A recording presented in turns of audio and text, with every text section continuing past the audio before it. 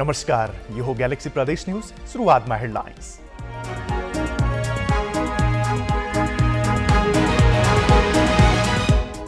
एमाले नेतृत्वको सुदूरपश्चिम प्रदेश सरकार 1 महिनामै ढल्यो। मुख्यमन्त्री रावलले प्रदेश सभाबाट पाएनन् विश्वासको मत। सरकारले बिजनेस दिन नसक्दा बागमती प्रदेश सभा कामविहीन। 2 महिनासम्म विषयगत समितिहरू पनि बन्न सकेनन्।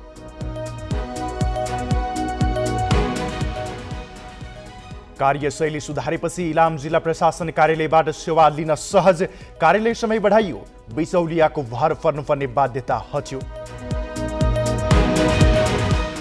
र भारतीय व्यापारीको भर पर्नुपर्दा तनहुँका अदुवा किसान मर्कामा।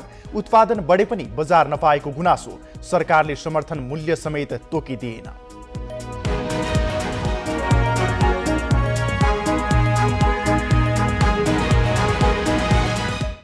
अब न्यूज विस्तारमा। गठन भएको 30 दिनमै विश्वासको मत प्राप्त गर्न नसकेपछि एमाले नेतृत्वको सुदूरपश्चिम सरकार विघटन भएको छ। 2 पटक सारेर 4:30 बजे सुरु भएको प्रदेश सभा बैठकमा मुख्यमन्त्री राजेन्द्र सिंह रावलले विश्वासको मतका लागि प्रस्ताव पेश गरेका थिए। तर उनको विश्वासको मत माग्ने प्रस्ताव नै प्रदेश सभाले ध्वनि मतका आधारमा अस्वीकृत गरेको छ।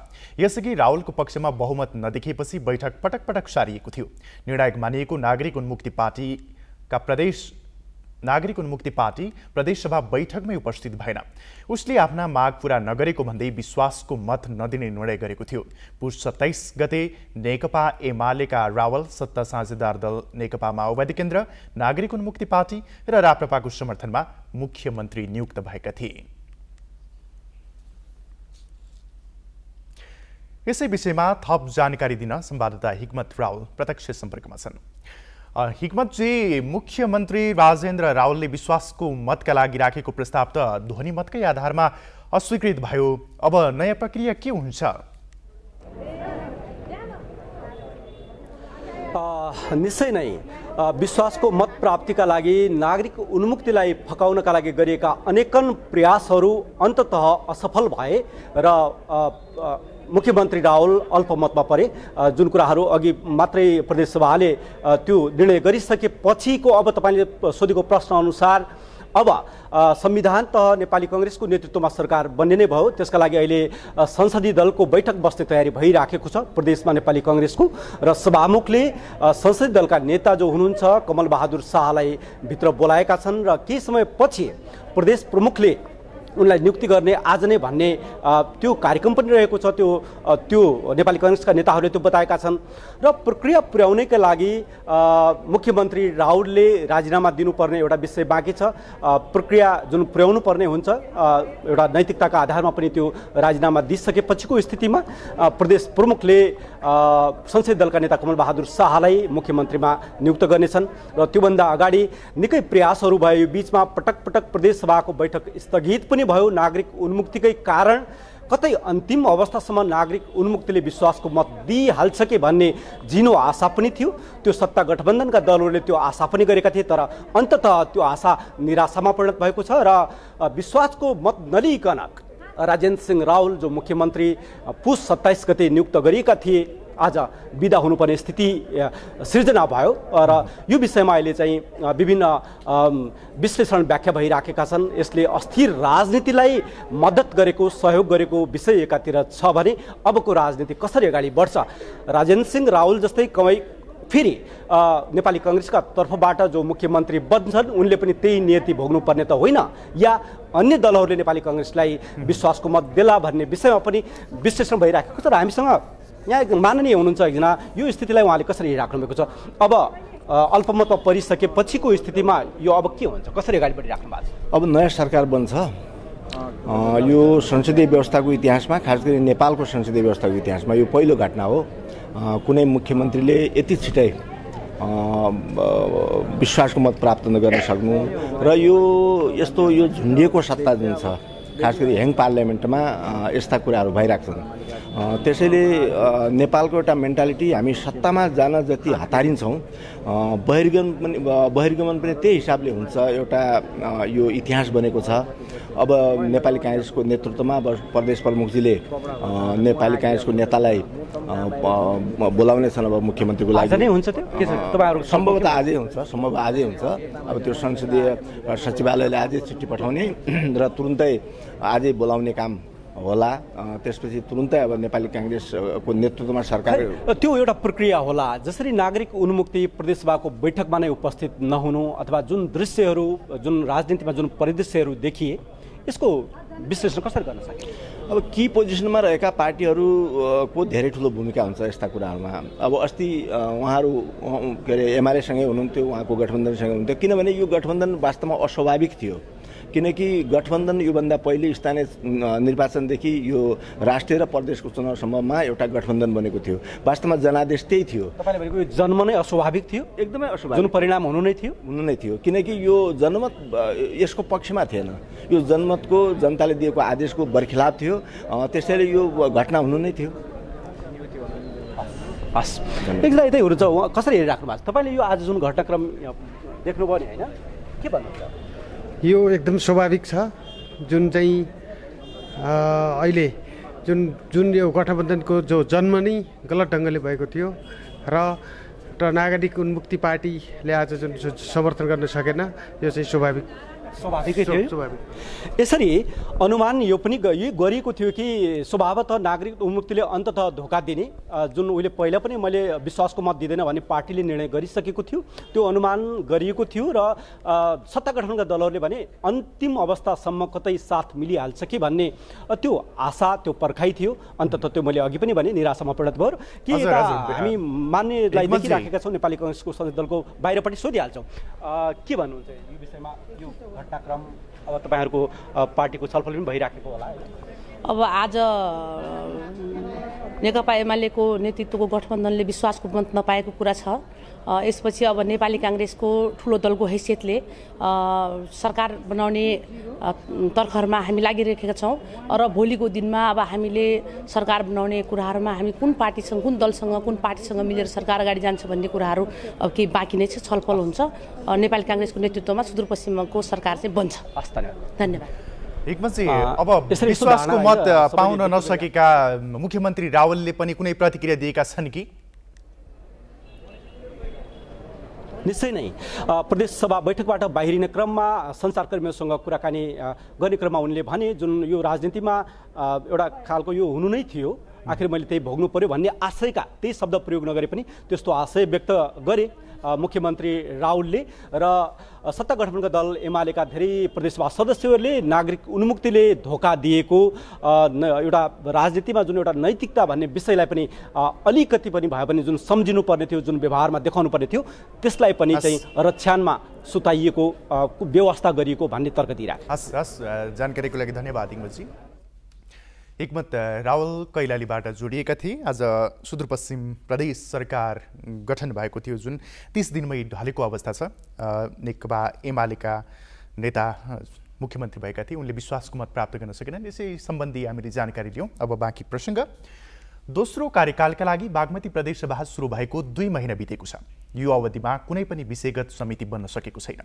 यस अवधिमा प्रदेशसभाको 9वटा बैठक बस्यो, तर कुनै पनि बैठकमा नागरिकका समस्या र जनचासोका विषयमा छलफल समेत भएन। सरकारले बिजनेस दिन नसक्दा बैठकमा हाजिर मात्रै गरेर फर्कनु परेको सांसदले नै गुनासो गर्न थालेका छन्। यतिबेला प्रादेशिक जनसरोकारको विषयमा प्रदेशसभामा गरमागरम छलफल हुनुपर्ने थियो। प्रादेशिक कानून निर्माण प्रदेश सरकारको काम कारबाहीमा निगरानी प्रदेश सभाको जिम्मेवारी भए पनि बागमती प्रदेशसभा सुरु भएको 2 महिना बितिसक्दासम्म पनि कुनै विषयमा बहस र छलफल हुन सकेको छैन। सुरुका केही दिन सरकार गठनमै दलहरूले समय बिताए। सरकार सभामुख लगायतमा सहमति जुटाउनेमै दलहरूले समय व्यतीत गर्दा नागरिकका समस्या प्राथमिकतामा परेनन्। प्रदेश सरकार भर्खर गठन भएकोले काम सुरु हुन केही समय लाग्ने मन्त्री बताउँछन्। यसको सुरुवातै भर्खर हुँदैछ, त्यसले गर्दाखेरि यसले बिजनेसविहीन त भन्नै मिल्दैन। हामी कामको सुरुवात त गर्दैछौँ त। त्यसमाथि पनि अब हाम्रो अहिले अध्यादेश 5 लिएर आएको थियो, अध्यादेशको विषयमा हामी छलफल गर्दैछौँ। त्यस पछाडि बजेट बनाउने कुरा छ, त्यो कार्यान्वयनको चरणमै छौँ हामी। अब हामी सब मन्त्रालय को मन्त्रीहरूले अध्ययन गरेछ मन्त्रालयमा को विषयमा काम कारबाहीको विषयमा त्यसले हामी नीति र कार्यक्रम लिएर आउँदैछौँ। प्रदेश सभामा विषयगत समितिहरू समेत गठन हुन सकेका छैनन्। नाम मात्रैको बैठक बसेर फर्किनु परेको सांसदले गुनासो गर्न थालेका छन्। सट्टा गठबन्धन दल र विपक्षी दलहरूले पनि अब मिलाएर सहमति गरी लाने भन्ने कुरा भएको कारणले गर्दा यसमा अलिकति अब यो ढिलो भएको मात्रै हो होइन। मलाई लाग्छ अब संसदीय समितिको नाम पेश भइसकेपछि संसदीय समितिहरू बनिसकेपछि अब व्यवस्थापिका संसदमा अब विधेयकहरू प्रस्तुत गर्ने, विधेयकहरू बारेमा छलफल गर्ने, अब यो प्रतिस्थापन विधेयकहरू पनि ल्याउनु छ। त्यसको लागि पनि यो समयभन्दा अगाडि नै संसदीय समिति बनाएर अगाडि बढ्छ। प्रदेश सभामा आफूलाई प्रमुख विपक्षी दल मान्दै आएको मजदुर किसान पार्टी र नेपाली काङ्ग्रेसले भने सरकार नै खिचडी भएकोले अहिलेको अवस्था आएको बताएको छ। संसदलाई बिजनेस दिनुपर्ने मुख्य दायित्व सरकारको भएकोले सत्ता गठबन्धनले नै यसको जिम्मेवारी लिनुपर्ने उनीहरूको तर्क छ। प्रदेश सभा सदस्य पनि क्यान्टिनमा चिया खाने बाहेक कुनै रचनात्मक काम नभएको स्वीकार्छन्। यसमा शासक दलहरूको कमी कमजोरीको कारण यो पटकको प्रदेश सभा पनि एक हिसाबले सुरुवातमै पङ्गु अवस्थामा पुग्यो। तर हामी निरन्तर सरकारलाई र सदनमा हाम्रो पार्टीले नेपाल मजदुर किसान पार्टीले सङ्घर्ष गर्दैछ र यो बिजनेसविहीन हुनुको खास कारण यो खिचडी सरकार, शासक दलहरूको पूर्व तयारीको अभाव र तिनीहरूभित्रको घर झगडाको कारण यो अवस्था आयो। अनि बिजनेस छैन। अब ऐन कानुन बनाउने हाम्रो दायित्व हो, हाम्रो कर्तव्य हो भन्दाखेरि ऐन कानुन केही बनिएको छैन, अनि केही एक्सर्साइज छैन, केही वाद विवाद छैन, अनि हामी संसदमा एकछिन बस्यो अनि हिँडिहाल्छौँ र यहाँ क्यान्टिनमा बस्यो चिया खायो हिँड्यो, त्यो ठिक कुरा हो। सरकारमै रहेको राप्रपाले बिजनेस दिन नसकिएको स्वीकारेको छ। प्रदेश सभाकै औचित्यमाथि प्रश्न उठिरहेको बेला प्रदेश सभा नै बिजनेस विहीन हुनुले प्रश्न उठाउनेलाई बल पुगेको छ। क्यामेरामा अनिश चौलागाईका साथ हेटौडाबाट देवराज पन्तको रिपोर्ट। माओवादी केन्द्रका अध्यक्ष पुष्पकमल दाहालले प्रधानमन्त्री भए लगत्तै गरेको पहिलो काम सम्भवतः सेवाग्राहीको काम छिटो छरितो गर्न दिएको निर्देशन हो। तर मुख्य शहरी क्षेत्र लगायत सेवाग्राहीको बढी भिडभाड हुने कार्यालयमा सार्वजनिक सेवा लिन अहिले पनि उस्तै सकर्छ। सेवाग्राहीले कि त बिचौलियाको भर पर्नुपर्छ नभए लामो समय लाइनमै खर्चनुपर्छ। तर जिल्ला प्रशासन कार्यालय इलामले भने कार्यालय समयावधि बढाएर बिचौलियाको बिगबिगी नियन्त्रण गरेको छ। सेवाग्राहीले पनि सहजै सेवा पाएका छन्। समय अघिसम्म ई पासपोर्टको लागि अनलाइन फारम भर्न निकै समस्या थियो। साइबर सेन्टरमा पुगेर फारम भर्नु पर्थ्यो। सेवाग्राहीले एउटै फारम भरेको 500 देखि 5000 रुपैयाँसम्म बुझाउनु पर्थ्यो। बिचौलियाले कहिले नेट नचलेको त कहिले सिस्टमले काम नगरेको भन्दै दिनदिनै झुलाउँथे। तर अहिले परिस्थिति बदलिएको छ। सबै काम निःशुल्क रूपमा जिल्ला प्रशासन कार्यालयमै सुरु गरिएको छ। सहज रूपमा समयमा नै काम हुन थालेपछि सेवाग्राही खुसी छन्। बाहिरतिर अब फर्म भर्नलाई चाहिँ धेरै पैसा लाग्ने, लगभग 1500 देखि स्टार्ट भएर 5000सम्म बिचौलियाहरूले चाहिँ दिएको अवस्थामा चाहिँ जिल्ला प्रशासन कार्यालय चाहिँ यो चाहिँ एकदम राम्रो काम गरेको छ। हृदयदेखि नै धन्यवाद दिन चाहन्छु। र यो काम जुन गरिरहेको छ जिल्ला प्रशासनले त्यो सबैलाई सहज र सरल तरिकाले गरिरहेको छ। साइबरमा चाहिँ धेरै पैसा तिरेर पनि काम ढिलो भइरहेको थियो, अनि काम पनि ढिलो, यहाँ पैसा पनि निःशुल्क छ, पैसा पनि तिर्नु परेको छैन, काम पनि छिटो भइरहेछ, सजिलो सहज छ अहिले। कार्यालयले दैनिक 150 जनाको फारम भर्दै आएको छ। राहदानी, राष्ट्रिय परिचय पत्र र नागरिकता बनाउनेले गर्दा कार्यालयमा भिड हुन्छ। तर अनलाइन फारमलाई सहज बनाउन कर्मचारीले 12 घण्टासम्म काम गर्दै आएका छन्। सेवाग्राहीलाई एकै दिनमा सेवा दिने गरी प्रशासनले 10 वटै पालिकासँग समन्वय गरेको छ। राहदानी वितरणलाई सहज बनाउन पालिकाले जिल्ला प्रशासनलाई कर्मचारी उपलब्ध गराएको छ। बिहान 7 बजेदेखि साँझ 7 बजेसम्म 2 शिफ्टमा कर्मचारीले काम गर्दै आएका छन्। गुनासो रहितको सेवालाई प्रभावकारी बनाउन नयाँ अभ्यास थालिएको छ। सरकारद्वारा निर्धारित 5000 राजस्व बाहेक यहाँ केही पनि तिर्नुपर्ने अवस्था छैन। यो मोडेल प्र्याक्टिस गर्ने सन्दर्भमा मैले केही जनशक्तिहरू थपेको छु, 3वटा कम्प्युटर अपरेटर, केही कम्प्युटर स्क्यानरहरू थपेको छु भने कर्मचारीहरूलाई पनि 2 शिफ्टमा परिचालन गरेको छु। मेरो कर्मचारीहरूले बिहान 7 बजेदेखि 1 बजेसम्मको एउटा शिफ्टमा काम गर्नुहुन्छ, त्यस पछाडि अर्को शिफ्टमा 1 बजेदेखि बेलुका 7 बजेसम्म काम गर्नुहुन्छ। जिल्ला प्रशासनले दिने सेवामा सुधारका सङ्केत देखिएसँगै नागरिकमा सरकारी सेवाप्रतिको विश्वास बढेको छ। सानो प्रयासले पनि सरकारी कार्यालयमा ठूलो परिवर्तन ल्याई काममा सहजता कायम गर्न सकिन्छ भन्ने उदाहरण बनेको छ जिल्ला प्रशासन कार्यालय इलाम। ग्यालेक्सी 4K का लागि इलामबाट गोपाल निरौलाको रिपोर्ट। नेपालगञ्ज गुलरिया सडक विस्तारको काम अघि बढेको छ। सडक विस्तार योजना अन्तर्गत अहिले खाली भएको ठाउँको माटोपटान रोकटानको काम भइरहेको छ भने सडकको क्षेत्रमा पनि घटहरा भत्काउन थालेको छ। 27 किलोमिटर सडक निर्माणका लागि 4 र 2 लेन गरी 2 तहमा विभाजन गरिएको छ। नेपालगञ्जको नन्दिनी मिलदेखि खजुरा बजारसम्म र बर्दियाको भोलागौडी, मैना पोखर, तिलकना, कञ्छापुर लगायतका बजार क्षेत्रमा 4 लेनको सडक निर्माण हुनेछ। बाँकी घना बस्ती नभएको तथा यात्रु र सवारी साधनको चाप कम हुने ठाउँमा भने 2 लेनमा बनाइनेछ। खोटाङमा सडक कालोपत्रेमा ढिलाइ गर्ने ठेकेदार कम्पनीलाई जरिवाना गरिएको छ। मुहाहुरे सिमपानी सडक कालोपत्रेको काममा ढिला सुस्ती गर्ने ठेकेदार कम्पनीलाई करिब 14 लाख रुपैयाँ जरिवाना गरिएको हो। मुहाहुरे सिमपानी 22 किलोमिटर सडक कालोपत्रेको जिम्मा लिएको भारत कन्स्ट्रक्सन सिद्धि शाही जेबीलाई तोकिएको समयभित्रमा काम नसकेपछि जरिवाना गरिएको हो। पछिल्लो भुक्तानीमा भ्याटसहित 32 लाख रुपैयाँको बिल पेश गरेको निर्माण कम्पनीलाई 14 लाख रुपैयाँ कटाएर दिइएको गाईघाट दिक्तेल सडक कार्यालय उदयपुरले जनाएको छ। भारत कन्स्ट्रक्सन सिद्धि सायु जेबीले 77 साल असारमा सक्ने गरी 73 साल असारमा सम्झौता गरेको थियो।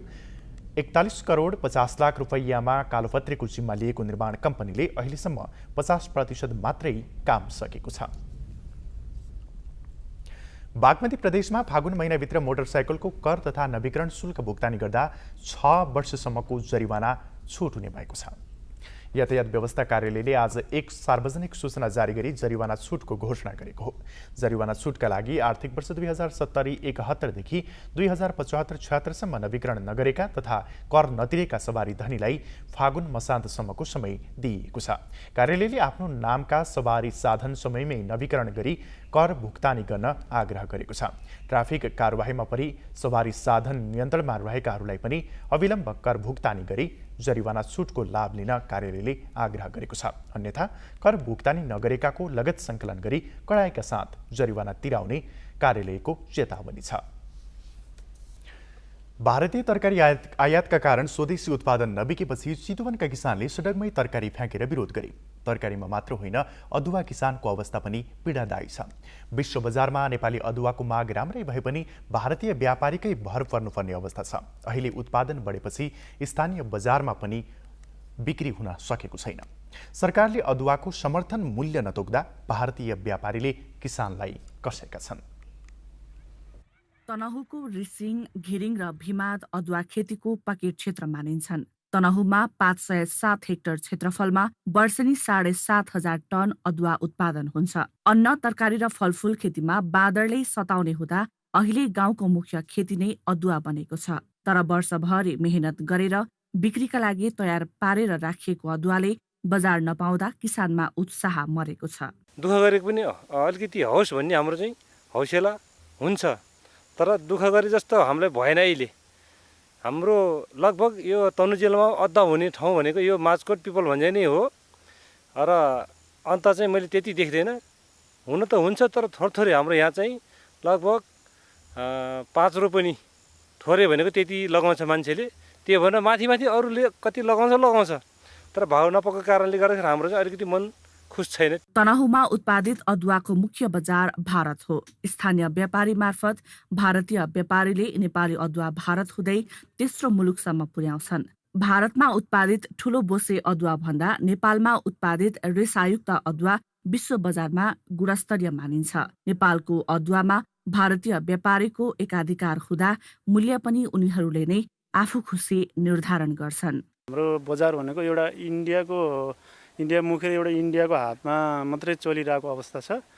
तपाईँको यो किसानले जुन रूपमा यो मूल्य पाउनुपर्ने हो त्यो हुन सकिरहेको छैन। अब कुनै बेला अब इन्डियामा अलिकति अभाव भएको बेलामा चाहिँ अब 80-90-100 रुपियाँ किलो पनि पुग्छ। कहिले तपाईँको 15-20 रुपियाँ किलोमा बेच्न बाध्य हुन्छ किसानहरू, होइन? त्यसैले अब तपाईँको यो विषयमा चाहिँ अब सरकारले केही पनि पहल गरिरहेको अवस्था मैले देखिरहेको छैन। अघिल्ला वर्षमा किलोको 80 रुपियाँमा अदुवा बिक्री गरेका किसानले यस वर्ष 40 रुपियाँ पनि पाएका छैनन्। सस्तो दरमा बेच्न नचाहने कतिपय किसानले भने अदुवाको सोठी बनाएर राखेका छन्। विगतमा भिमाद नगरपालिकाले भिमाद कृषि सहकारी संस्था मार्फत अदुवा खरिद गर्थ्यो, तर गत वर्षकै 3 टन सोठी बिक्री गर्न नसकेको भन्दै यस वर्ष अदुवा खरिद गरेन। नगरपालिकाले छिटै समर्थन मूल्य तोक्ने बताउँछ। बजारको लागि हामीले के गर्छौं त भने उत्पादक विक्रेता नगरपालिकाको बीचमा बसेर एउटा मूल्य निर्धारण, समर्थन मूल्य भन्ने हामीले मूल्य निर्धारण गर्छौं। त्यो मूल्य चाहिँ के हो भने त्यो मूल्यमा साथीहरूले त्यो भन्दा मूल्य चाहिँ बढी पाउनुभयो, बजारमा बेच्न उहाँहरूलाई छुट हुनेछ, बढी लिन पाउनुहुन्छ। तर चाहिँ के भने ल अब चाहिँ बजारमा बिक्री भएन अथवा हामी बजार जान सकेनौं वा अब यो हामीले एकै ठाउँ यहाँ बेचिदिन्छौँ भनेर चाहिँ उहाँहरू आउनुभयो भने हामीले तोकेको समर्थन मूल्यमा हामीले खरिद गरिदिन्छौँ र हामीले व्यवस्थित रूपमा बजारमा पुर्याउँछौँ। मसला तथा औषधिजन्य सामग्रीका लागि अन्तर्राष्ट्रिय बजारमा नेपाली अदुवाको माग राम्रै छ, तर सरकारले भारत बाहेक तेस्रो मुलुकमा अदुवा निर्यात गर्ने व्यवस्था मिलाउन सकेको छैन। अदुवा चाहिँ तपाईको हाम्रो नेपालमा भन्दा पनि बाहिर इन्डिया एक्सपोर्ट हुनुभएकोले हैन, इन्डियाबाट त्यति माग नआएकाले अदुवाहरू चाहिँ बिक्री भएन भनेर व्यापारीहरूले पनि हामीलाई भन्नुभयो हैन।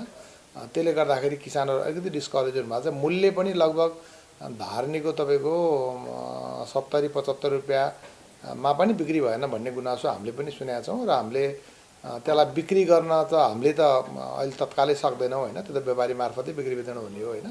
तर सम्बन्धित निकायमा यसको जानकारी चाहिँ हामीले गराएको छौँ। बादरको समस्याले बाजो बसेका पाखो बारीमा अदुवा विकल्पको खेती हुन सक्छ। औषधीय गुणले भरिपूर्ण अदुवा खेतीमा किसानलाई प्रोत्साहित गर्न सरकारले बजार सुनिश्चितता गर्नुपर्ने देखिन्छ। ग्यालेक्सी फोकेका लागि तनहुबाट अस्मिता खनालको रिपोर्ट। नवलपुरमा सिँचाइ सुविधा भएको र सिमसार क्षेत्रका किसानलाई चैते धान लगाउन भ्याइ नभ्याइ छ। कावासोती मध्यबिन्दु नगरपालिका, विनय त्रिवेणी, बुनटार र बौदी काली गाउँपालिकाका अधिकांश खेतमा चैते धान लगाउन किसानलाई चटारो छ। खाद्यान्न परिपूर्तिको भरपर्दो स्रोत भएकोले पनि नवलपुरमा चैते धान खेती विस्तार हुँदै गएको छ। चैते धानमा रोग तथा किराको पनि प्रकोप कम हुने भएकोले किसान यसमा आकर्षित भएका हुन्। बर्खे धानको तुलनामा चैते धानको उत्पादकत्व पनि बढी हुन्छ, तर जंगली जनावरबाट धान बाली जोगाउन भने किसानलाई शास्ति दिन्छ। एकदम दाई खेल्दिन्छ अनि दाई गरेको हुनाले त्यो राम्रो फल जति उले मार्दिन्छ। नवलपुरमा गत वर्ष 1210 हेक्टर क्षेत्रफलमा चैते धान खेती गरिएको थियो। बर्खे धान प्रति हेक्टर 3 टन भन्दा बढी फल्दैन, तर चैते धान प्रति हेक्टर 4 टनसम्म उत्पादन हुँदा किसानमा यस खेतीतर्फ आकर्षण बढेको हो। फल्ने छोटो समयमा फल्ने र त्यो समय जहाँ चाहिँ सिँचाइ छ त्यसमा चाहिँ जग्गा बाँझो पनि राख्नु नपर्ने हुनाले किसानहरूले चैते धानतर्फ चाहिँ आकर्षित भएको देखिन्छ। नवलपुरमा उत्पादित चैते धान बिक्रीमा पनि समस्या छैन। चिउरा लगायतका परिकार बनाउन पनि चैते धानको माग बढी हुन्छ। कृषि ज्ञान केन्द्र पनि चैते धानको उत्पादन र उत्पादकत्व बढाउन लागि परेको छ। हामी ग्यालेक्सी प्रदेश न्युजको अन्तमा छौँ। ज्यादा जाँदै हेडलाइन्स।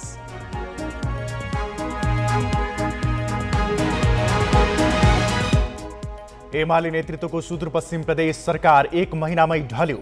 मुख्यमन्त्री रावलले प्रदेश सभाबाट पाएनन् विश्वासको मत।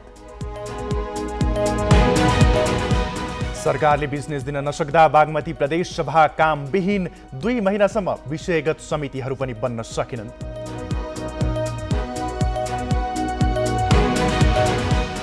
कार्यशैली सुधारेपछि इलाम जिल्ला प्रशासन कार्यालयबाट सेवा लिन सहज, कार्यालय समय बढाइयो, बिचौलियाको भर पर्नुपर्ने बाध्यता हट्यो। र भारतीय व्यापारीको भर पर्नुपर्दा तनहुका अदुवा किसान मर्कामा, उत्पादन बढे पनि बजार नपाएको गुनासो, सरकारले समर्थन मूल्य समेत तोकिदिएन।